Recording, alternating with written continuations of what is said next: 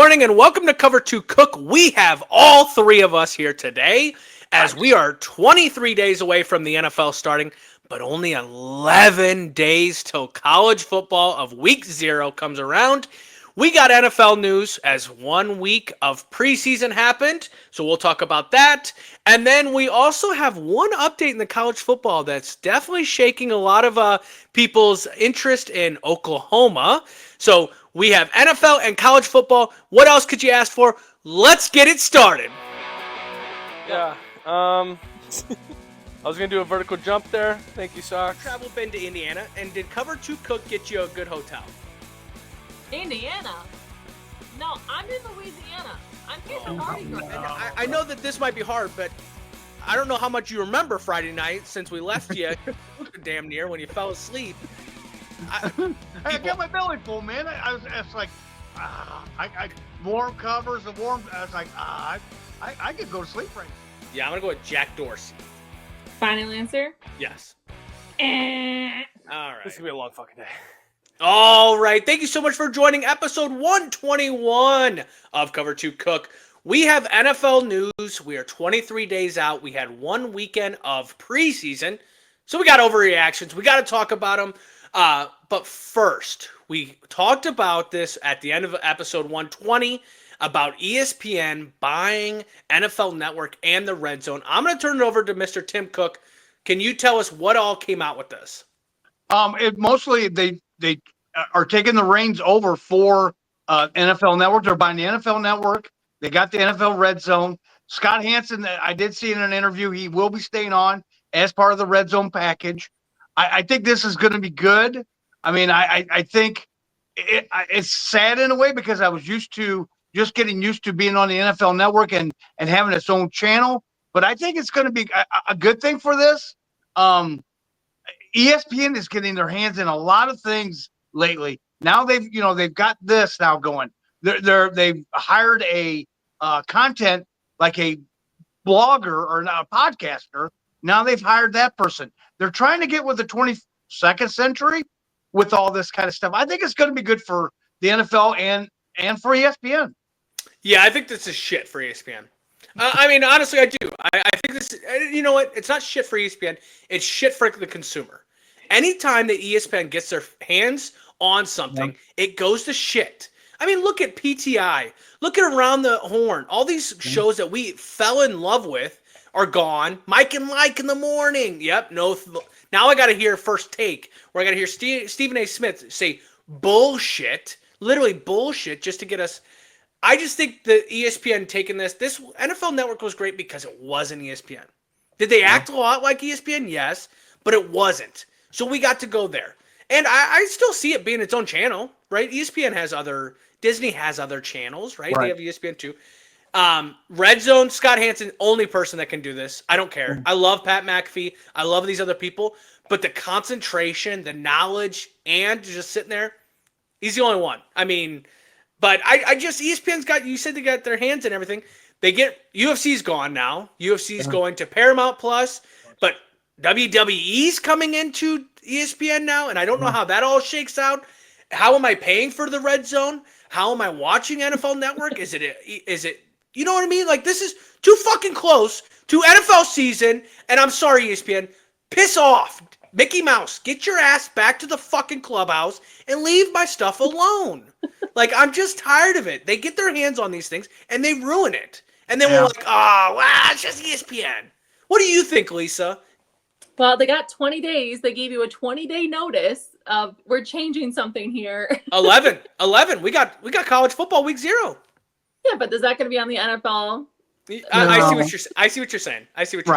But I agree. It had to be Scott. There's no one else that I would listen to all 13 hours of football being on. Yeah. So yeah. It's all not, I think it's like 7 hours. 7 hours of not. 7 hours. Yeah. 7. And then, of course, I have to hear him say witching hour. So, I mean, hands down, I'm glad he is sticking around. But I don't know. I think it's they're definitely trying to control the pot of what's happening out there. And there's a lot of wheels spinning. I wouldn't be surprised if there's another curveball they throw at us soon. Well, and the curveball could be college football, which we talked about that on the last podcast. College football could go to a some kind of red zone kind of deal. Yeah. I think, and you said no, because I still think it will be. I think you can move around to different locations, different conferences, see different things. I still think you could do that. The only thing that they could do to ruin the red zone and all that stuff, you bring Stephen A in there. Yeah. And if you bring that guy in there, that thing will sink like a big rock. Yep. I'll stop watching. I mean, he's fine on First Take with hot takes, but he starts getting on this show, it will ruin it. It will ruin it. Well, and I'll say this, as a person that loves Pat McAfee, keep him away. Keep him away. He's got his own shit. You don't need to put him into it. I mean, even if you bring in Ryan Clark, I don't want these people. Right. I don't watch ESPN during the day because I don't care for who's on, right? So don't take it on my Sunday afternoon of that. So I definitely agree. I guess in my head, it always feels like ESPN's 2 steps behind, and they're still 2 steps behind because Red Zone was great, and it was because of fantasy football. People want to watch just the end zones, the touchdowns, the scoring plays.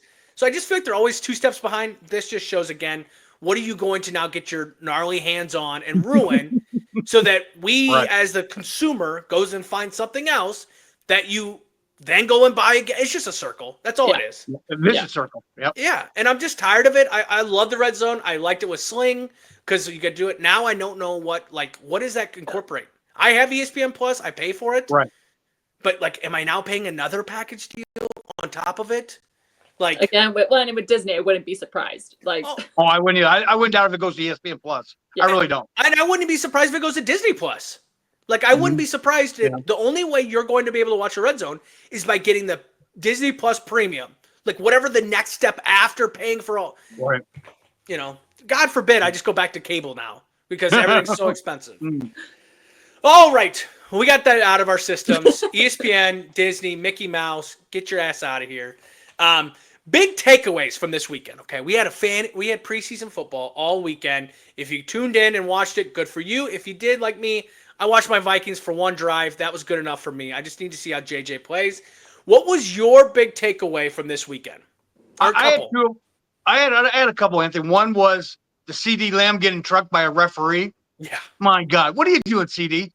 Get over to the side. If you look like it in slow motion, he could have gotten concussed on that. I am not kidding you. Or hurt. That referee had his head down, looking at the play, and he got trucked. CD, go sit down on the sideline. Go sit down. I know you want to cheer on your teammate, point up there, hey, he's gonna score, yeah. But you could have been seriously hurt on that. And what are you doing? Go up with Jerry if you want to go up there, because Jerry was in the house, and go up there. All right. So one second before you go to take 2.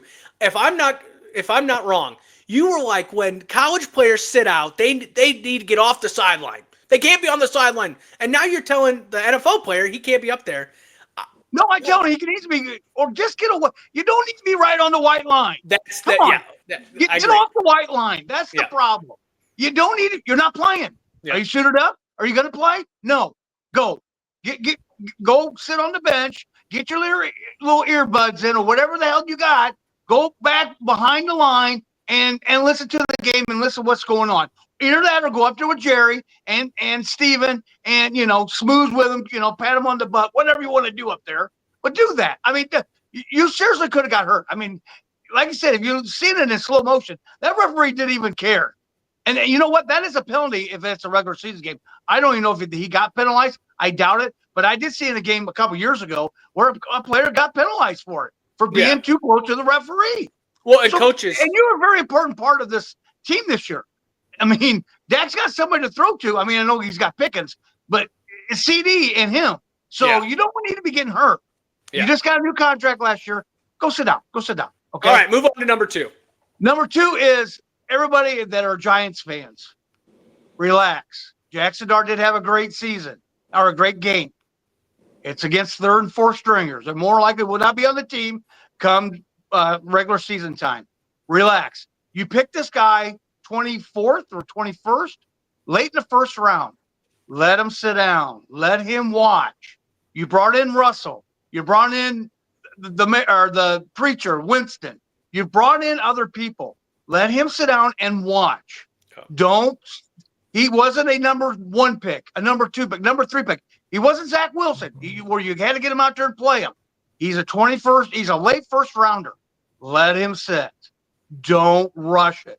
You don't have to. You brought Russell Wilson in for a reason, to get him to watch him play for a year. I know everybody. Oh, we got to play. No, you don't have to play him. Just relax, everybody. Relax. It's one game. Yeah, I definitely agree with that. I mean, I think name how many players that started game 1 and have actually been successful. I mean, there's just not many. I feel like Peyton Manning comes to my head. Like he started. But Peyton still threw 24 interceptions or 30 interceptions his first year. Yeah. Jake Daniels last year and C.J. Stroud are the unicorn as of right now. The rest of them really struggled. Bo Nix had a good year, got his team to a playoff game, but he struggled in it. I mean, you got to just – there's a reason. And do you want to make the same mistake with him that you did with, gosh, the quarterback that's now playing for Indianapolis, Daniel Jones? You want to make the same mistake? This is the guy you drafted. Don't make the same mistake twice, because guess what? That'll get you fired. Yeah, I guess I just think in my head, like, the longevity. Like, you're saying, yes, C.J. Stroud and even Jaden Daniel. But, like, we haven't seen what their careers are. We've just seen a couple of years. Right. So, yeah, they take it. I see what you're saying. For my big takeaways this weekend, I got to go to the man, the watch, Shedeur Sanders. Played really well against 3s and 4s again. Do I think he is a 4th string quarterback? No, I think he's a good backup, and I think there is potential to be a starter in the NFL. Like, when we talk about 32 teams that need quarterbacks, there's not a lot of teams that actually have 30, or there isn't 32 great quarterbacks. I think he can step up, and with injuries and things like that, again, like you said with the Giants, just slow your roll. It's overreaction. I get it. That's what the whole message of this is. But Shedeur Sanders did have a good game. There's a couple plays where you're like, okay, like he did in Colorado and it worked out. Let's see how the rest of this preseason goes. He's got plenty of time because Joe Flacco's hurt. Gabriel's hurt. You got the other one that's hurt. Kenny Pickens is hurt. They're all hurt, so give him a chance to throw the ball more. My other one takeaway is... Hang on 1 second. What did you think of after the game when he went and talked to the reporter afterwards? Did you see that one? Yeah, and talked about this was their Super Bowl. And I think he handled it perfectly. I think he went to talk to a reporter. He's saying that, you don't have anything good to say about me. Hey, come on, man. I will show you that I will play better. I mean, I will show you that this may not have been a bad pick for the Cleveland. I mean, he kind of went to him after the game. Of course, he had I think it was his brother that was with him. I don't think it was Shiloh. I think it was the person that was taping it was Deion Sanders Jr.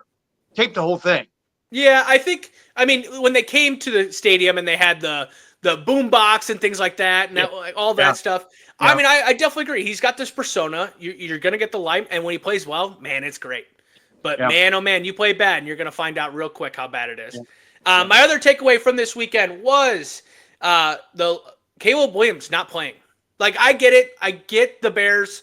Like, some of these players are not playing, but like, this is a new a new head coach with a new offensive scheme with that quarterback that's only played 2 years or is in his second year. Didn't have really under center snaps in college. I think there was a lot of chances for him, just even if it's one drive, get out there and show it. Because the problem is the media now is kind of looking into it, being like, is he not ready? You're not even confident enough to put him out there for one drive yet? Like, we're talking the regular season. I just think it made a bad look. Ben Johnson has been defending Caleb Williams since the start.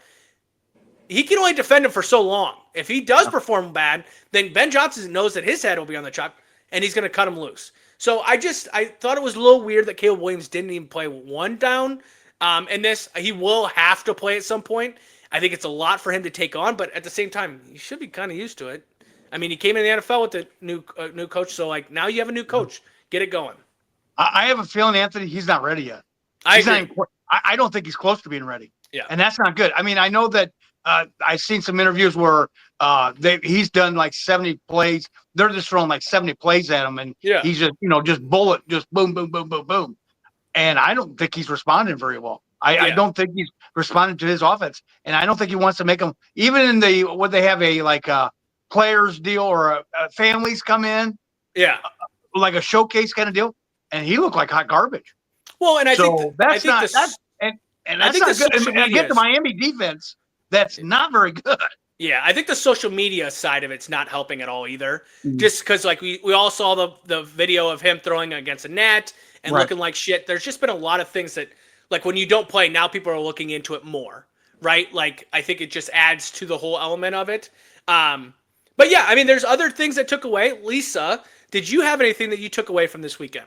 I did. Well, I wanted to see the Dallas Cowgirl cheerleaders perform the first Thunder of the year, so I hope that went successful for them. That's from your Netflix. Okay, the Cowboys and cheerleaders. Okay.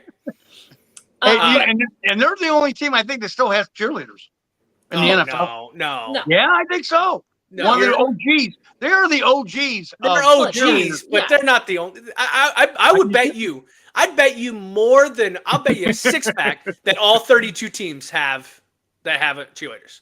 I would bet you every single team has them. Yeah, no. But the only one that counts is the Dallas Cowboy cheerleaders. Oh, no, hands down. I mean, if you're going to be an NFL cheerleader, you're going to go for Dallas. Like, there's no – everything else is mediocre. No, I'm just kidding. That they're all talented. No, the other thing that I took away was a huge announcement that actually went out today, or I guess when you're seeing this tomorrow, yesterday. Taylor Swift came on to the New Heights podcast and announced something very special. Tim, did you see what it was? Yeah, I heard about it. Whatever. She announced her 12th album coming out, The Life of a Showgirl. So very exciting out there for the Swifties. Would you consider yourself a Swiftie? No. Okay. Yeah. I was like, I was wondering about it because, like, it's really cool to see Travis. I mean, Travis and Jason taking a little bit of that side of what the Taylor Swift, obviously she's got all these fans, but at the same time too, like, I just think there's certain people in the world that are just too big for podcast, right? Like, it takes all of our might just to get Lisa to come on this podcast. Yeah, no, not Lisa. Well, we have to pay her. I mean, there's... Yeah, but like, I think when you talk about like the Obamas and Oprah Winfrey and, I like, Taylor Swift is just one of those people that you're like, you're just too big to be in social media / podcasting world for her to come on. I thought that was kind of cool too. Yeah, I can only imagine the amount of viewership that episode. Oh, yeah. You know what I mean? And they already get a good viewership already. Yeah. I mean, they're probably one of the top podcasts in the United States. And to get Taylor Swift on top of that, I mean, that's a no-brainer. Yeah. Well, other like takeaways from this weekend, a lot of them as well. 2 were, you said CeeDee Lamb, Trayvon Henderson taking back a kickoff. Obviously, comes from Ohio State. He kind of got a little overshadowed at the end of the year from that Judu Watkins or whatever. Junkins, yeah. Like, and so everyone was kind of like, he took a step back. He didn't have a great combine. He comes in the NFL for the Patriots. First kickoff, takes it back to the house. What a great start. I think he will be explosive for them. And I think the Patriots right now are just like, we'll take it wherever we can get it kind of thing. I'm thinking about picking him up in my fantasy just as a late rounder. I wouldn't do that. I would pick him off of the board when it gets done. But that's what I'm thinking, like 15th, 16th round kind of deal. Yeah. If he's still there. And other news and sad news, and I think we have to talk about this, is a Lions player that had a seizure on the field and ends the game. Obviously, we've seen the DeMar Hamlin situation that has happened. This player goes to make a hit, kind of goes the wrong way, lays on the field. You can see it on camera of him having a seizure. Players taking a knee around it, ends the game. Preseason doesn't matter. Some of these games end in a tie. Like, it just doesn't matter. This is the dark side of the football, right? This is the things that parents should get educated about before putting their kids out on the football field. As a person that played from, first grade until, senior year of college, it is a lot of wear and tear on the body, right? And your mind is a thing that just doesn't doesn't take it very well. It's sad. I think you have to watch it. But what did you think about when you saw that? I know I think they did resume play for a little bit, and then they ended up suspending it. Yeah. But yeah, I think that's good.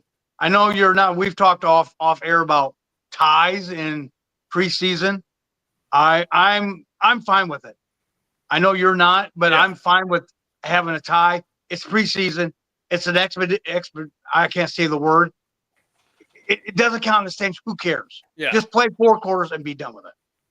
Yeah. But yes, I definitely agree. I'm glad they suspended it or canceled it, suspended it. Yeah. And I mean, I don't know if you saw it, Lisa, but obviously I thought the end of the game right after it, I didn't know if they did play or not a little bit, but like DeMar Hamlin's was bad, but everyone was around it, so we didn't get to see as much. This one was like camera on.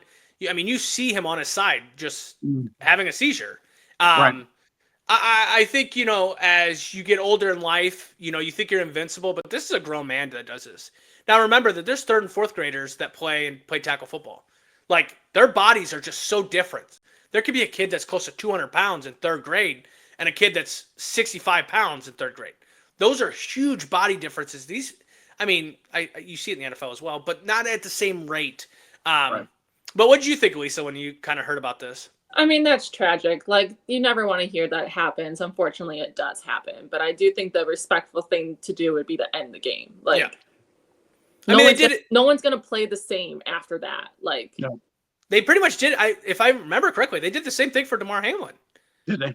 Remember? They didn't end. Oh, yeah, DeMar Hamlin, they stopped the game. The game was called right then and there. Yeah. And they didn't make it up or nothing. Because what's his name? The Fox guy. What's his? Joe Buck. No. Troy Aikman. The one that has the talk show. The one you've been watching Colin recently. Cowherd. Yeah. Isn't he the one that tweeted out right after, like, this is what the playoff indication? Oh, God. Skip Bayless did. Yes. Skip Bayless, and he got a lot of criticism over that. I mean, a guy's dead on the field, and he's already talking about what this means for the playoffs and things like this. Yeah. Yeah, he had a lot of criticism over that one. And I think that's the thing that I would take away from this as a fan, as a person that's played it, as a person that, if has kids, will want my kids to play sports, girl or boy. I just think, like, one thing I will say, as coming from a small town and now living in a bigger city, the flag football is a great option. So if you have flag football around you, play that. I personally, people have asked me, and it's crazy, people have asked me, but, like, when would you start playing football today? If you were, if you were a parent and had a kid, when would you start playing them? 7th grade. They don't need to be playing before that. They can play flag football. Get them in front of video games. Holy shit, did I just say video? Have them in front of play Madden. Play video games and understand the concept of the game. Like, there's only so much you can do. Go play catch. Run routes. You don't have to do all the tackling before 7th grade. Yeah. So, I didn't know if you had something to say there, Lisa. But, no, I mean, but you can do other sports like football. Like, you have track and field to get your speed, or even basketball, and kind of like, the quickness and stuff like that. There's other ways you can get around it without having to go full into helmet. Well, and don't get me started like on the one sport athletes, right? Play all the sports.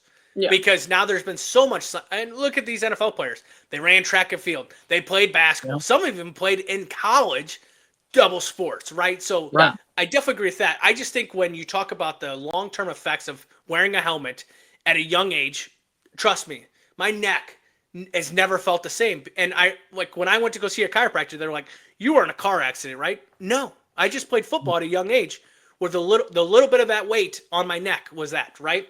It accumulates. How many years? Well, I mean, you were actually in a car wreck about 60 plays a game. I mean, that is a car wreck. Yeah. Every time you're doing that is a car wreck. Well, and I just think about all the younger kids, right? When you're small, like I said, in 3rd grade, you could have someone that's 200 pounds.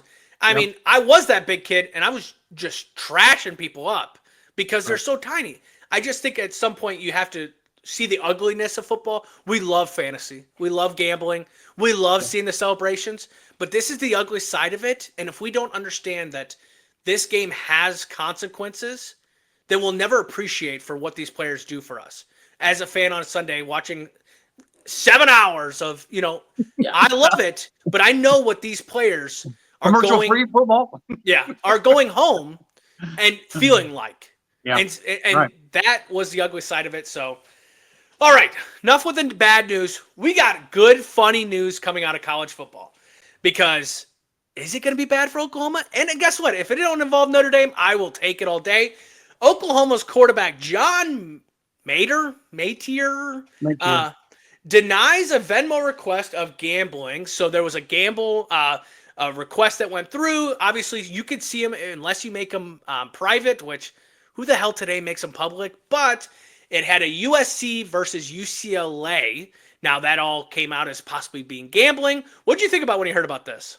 I'm like, uh-oh. I mean, Yep. if this is true, but this is we've talked about like this before. When you get in bed with these gambling sites, are you shocked that these players are not putting money down on the same aspect? These players, just give the money to somebody else. I get it. Really, he was doing that because he's Venmoing probably a certain person. Hey, go put $10 on Oklahoma, Texas, or put $20 on this. Here, I'll Venmo you the money. But like you said, you made it public. Hey, dumbass, come on, man.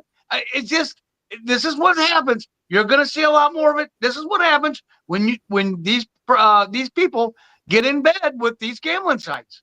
Yeah, I definitely agree. I also think too, like I send Lisa a Venmo request every month of not a request, but of a payment, and I put that shit private. It has nothing to do with gambling. It has nothing. Right. It's a mortgage. Jesus Christ. Right. Like I just don't understand that. I know him coming out and denying it obviously makes sense, but what are we gonna say? Yeah, well, they all deny it.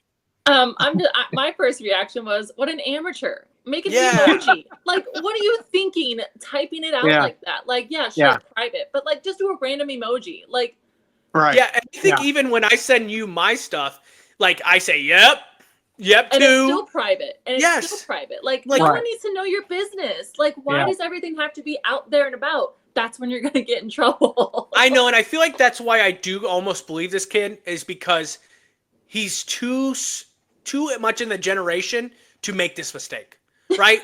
Tim Cook doing this doesn't surprise me one bit, right? Well, right, yeah, an older person, yes. Technology-based, but like the fact that he's younger than us and we're like, come on, amateur? No, I don't believe that this was a slip-up. I don't, and the USC versus UCLA, that could mean so many things. And who's not to say that he's not betting his friend whoever he sent the money, right? Hey, bet you $20. How many times have we said on this podcast / sat at home and been like, hey, bet you $20? Right. Yeah, or, so but you said the thing that's in gold right there. When you get in bed with these gambling sites, because I would love to see how many times you turn on ESPN and you see ESPN bets, turn on the list, blah, blah, blah. ESPN bets, take Stephen A. Smith's bets, blah, blah, blah. How about when we get into the college football now and people are like, they have commercials being like, do not yell at the players for prop bets. But they're not, NCAA's not being like, hey, FanDuel, stop doing prop bets in college football. Instead, they're coming after the consumer that's yelling at them. I just think there's better ways of doing this instead of the way they're doing it. And here's the deal too, Anthony. He came from Washington State. Well, that's just, that's not even, they're not even a conference anymore. Yeah. So he's coming from a smaller university. Now he's at Oklahoma. Now the scope gets bigger. You're in a SEC conference. You're playing for a bigger team in Oklahoma compared to Washington State. The magnifying glass gets bigger. So they're going to look at every little nook and cranny to find if they can find something on these athletes too, on top of it. Yeah. Can't hide away if you're playing for, Illinois College compared to playing at Oklahoma. You know what I'm saying? Who the fuck do you think you're talking to? Have some respect on your name. I still owe them thousands of dollars. Yeah, don't we, Lisa? Jesus. But don't we go? Yeah, I mean, I definitely agree. I also agree. I just think also like the magnifying glass is bigger, but I laugh because I've seen so many tweets / posts of people tweeting at Arch Manning being like, delete your damn Venmo, like, because we don't even want to be in this news. I mean, at Notre Dame, or not at Notre Dame. Like, as Notre Dame fans, we don't want any of these bad news, but 11 days away. Just get away from social media for 11 days and get into football season so that we can get it going. But all right, well, I don't have anything else. Lisa, I'm going to go around the table. Do you got anything else you want to add about this podcast or this week that happened? No, nothing's coming to mind. All right, moving on. Mr. Tim Cook, you got anything else? You know, I'm just glad that the 12th album is coming out for Taylor Swift. When I heard about it today at work, it gave me shivers, and they were asking me, "Are you cold?" I went, "No, I just heard about the album," and they just kind of give me a look, and I was just so great. It's shocking. It's shocking. She is amazing. Owns all her music. On her 12. All right. Well, this is a football podcast, not Taylor Swift. So we thank everyone. If you want more Cover 2 Cook, tune into Instagram, YouTube, Facebook, all of that, because this is episode 121, NFL and college football news. We thank you. We will be back on Friday. Have a great rest of your week, and we'll see you soon.